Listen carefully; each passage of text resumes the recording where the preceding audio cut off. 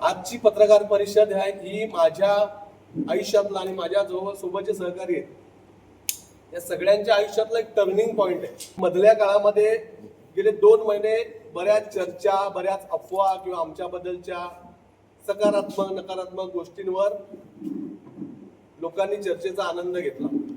अनेकांनी दुःख व्यक्त केलं, अनेकांनी खेद व्यक्त केला, अनेकांनी सहानुभूती दाखवली, अनेकांनी आनंद घेतला, आसुरी आनंद घेतला। प्रमोद पवारला श्रमजीवी संघटनेतून काढून टाकलंय, सुनील लोणेला काढून टाकलंय, नवनाथ भोईला काढून टाकलंय। तर मी तुम्हाला अत्यंत विनम्रपणे सांगू इच्छितो की गेले 20-22 वर्ष मी श्रमजीवी संघटनेचा कार्यकर्ता म्हणून अत्यंत प्रामाणिकपणे किंवा माझ्या क्षमतेप्रमाणे जे काम होईल ते मी केले। सुनील लोणे माझे सहकारी, त्यांनी 28 वर्ष संघटनेत काम केले। मला सांगायला अभिमान वाटतो की माझी आजी स्वर्गीय सीताबाई पवार, त्यानंतर माझे वडील स्वर्गीय गुरुनाथ पवार, 2 महिन्यापूर्वीच माझ्या वडिलांचं 2-3 महिन्यापूर्वी निधन झालं। या दोघांनी संघटनेचं काम किंवा संघटनेत सभासत्व म्हणून केलं आणि मी त्यांची 3री पिढी ही संघटनेमध्ये सक्रिय सहभाग म्हणून कार्यकर्ता होतो। त्या संघटनेने आम्हाला घडवलं, आम्हाला लढायला शिकवलं। आदरणीय विवेक भाऊंनी आमच्यावर संघटनेचे संस्कार केले आणि त्यांनी आम्ही जे आज लढतो, बोलतो किंवा भांडतो याचं सर्व श्रेय माननीय विवेक भाऊ पंडित, माननीय विद्युताताई पंडित यांना जातं, कारण त्यांनी आम्हाला शून्यातून घडवलं, आम्हाला लढायला शिकवलं।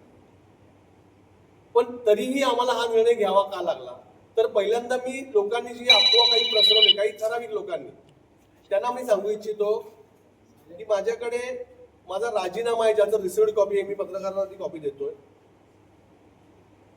4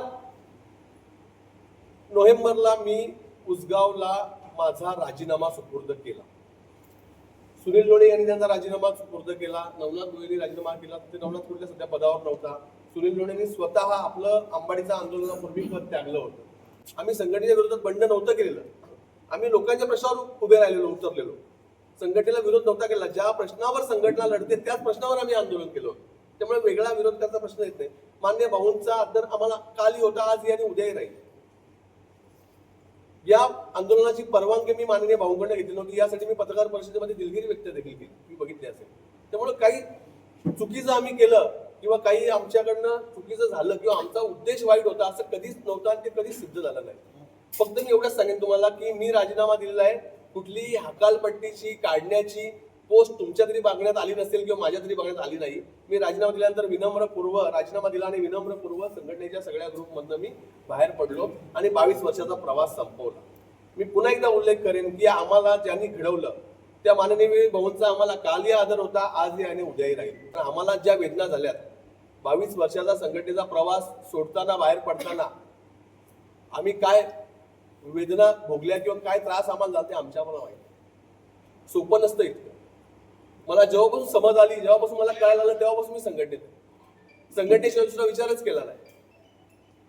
प्रमोद पवारनी काही केलं तर लोक सांगायचे संघटनेने केलं, प्रमोद पवार संघटनेचा आहे, तुम्हालाही माहिती। आणि माझ्या वडिलांच्या निधनानंतर 1च महिन्यामध्ये असा प्रसंग माझ्यावर यावा की असा वेळ माझ्यावर आणली गेली ठरवून, का तर काही लोकांना, भाऊंची दिशाभूल करणाऱ्या लोकांना कदाचित त्या ठेकेदाराबरोबर त्यांना काही साठवलं त्यांचं असेल। कुणाचे विरोधक नाही, कुणाच्या विरोधात नाही, आम्ही आमचा विनम्रपणे बाजूला झालो। मान्य भाऊंचा आदर असल्यामुळे आम्ही कोणाशी वाद घालू शकत नाही, कोणाला काही बोलू शकत नाही, म्हणून आम्ही शांतपणे आमची ज्यांना गरज नाही किंवा आम्ही ज्यांना खटकतो त्यांच्यापासून लांब होण्याचा निर्णय घेतला आणि आम्ही नम्रपणे बाहेर पडलो। हे सगळे मोबिलाइज होते, जमलेले होते, पण ते ऑर्गनाइज नव्हते आणि ते ऑर्गनाइज करण्याचं काम आम्ही करतोय तुमच्या सगळ्यांच्या साक्षीने, सगळ्या जनतेच्या साक्षीने, सगळ्या पत्रकार मित्रांच्या माझ्या सगळ्या साक्षीने। आपण आज एक घोषणा करतोय की भूमिपुत्र एल्गार संघटना नावाची संघटना आम्ही स्थापन केली आणि त्याची आज आम्ही अधिकृतरित्या घोषणा तुमच्या समोर करत आहेत। मला फक्त 1 मिनिट जर तुम्ही दिला तर आज आपण या संघटनेचा झेंडा, ध्वज तुमच्या समोर आम्ही अनावरित करतो। प्लीज ते घेऊन या।